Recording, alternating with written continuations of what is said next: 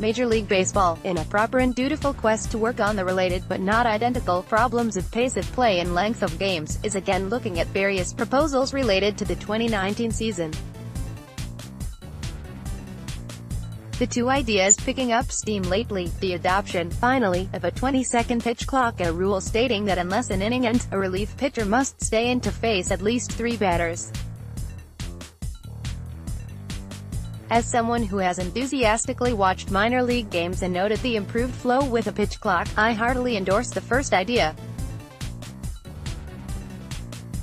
The second one is intriguing, though would probably need a few more caveats to be practical. What would prevent a team, say, from pretending a pitcher was injured and needed to leave the game? Commissioner Rob Manfred should be commended for pursuing these objectives and not merely being satisfied that MLB shaved 5 minutes, from 3:05 to 3 hours, off the 9-inning game time between 2017 and 2018. Unfortunately, the bigger issue lurking within the sport, which saw attendance decline by 4% in 2018, the 5th time in the last 6 seasons attendance was down from year to year, might be one that can't even be solved by such pace of play initiatives. By its very nature of not having a clock, MLB has by far the most significant variance in time of game of any major U.S. sports league.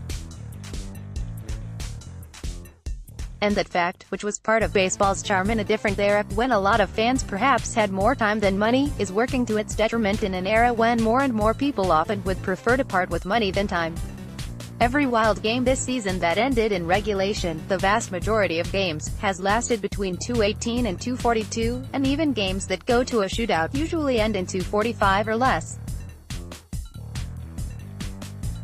The average Timberwolves game lasts around 2:15, and it is very rare for a regulation game to stray more than 15 minutes on either side of that figure.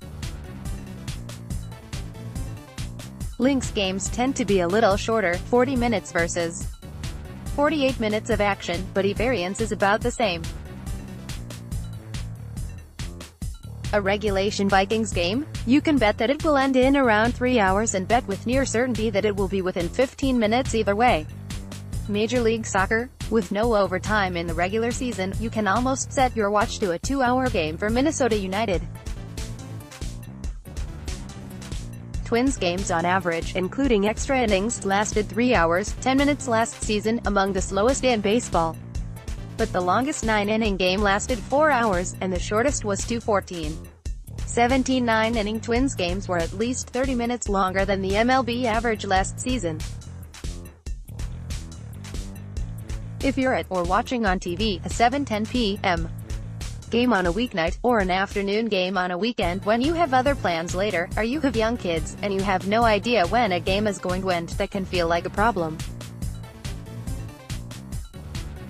Planning to leave after a set amount of time is one way to solve the time dilemma as a fan, but it doesn't seem desirable. It makes the outcome feel disposable, which might be a reality in this era, and in a sport with a 162-game schedule, but hardly a positive one for anyone. Making games shorter would probably shrink the longest-shortest gap a little, but that sort of wide disparity was still part of baseball a generation or two ago, when the average game time was more like 2 hours, 30 minutes. The 1965 Twins, for instance, had a 100-minute gap between the shortest and longest 9-inning game. Short of convincing a modern fan to stop being overscheduled and just relax, are doing something radical like adding a game clock instead of just a pitch clock, I'm not sure how MLB can solve this problem. Michael Rand started Randball with hopes that he could convince the world to love jumpsuits as much as he does. So far, he's only succeeded in using the word redacted a lot. He welcomes suggestions, news tips, links of pure genius, and pictures of pets in Halloween costumes here, though he already knows he will regret that last part. Follow at Randball on Twitter. Or from Randball Major League Baseball, in a proper and dutiful quest to work on the related, but not identical, problems of pace of play and length of. During a segment on TNT, Kevin Garnett told Andrew Wiggins that he's mad at him because he's never appeared in the NBA All-Star Game. Some of Aaron Rodgers' former teammates are interested in how his relationship will play out with Green Bay's new head coach.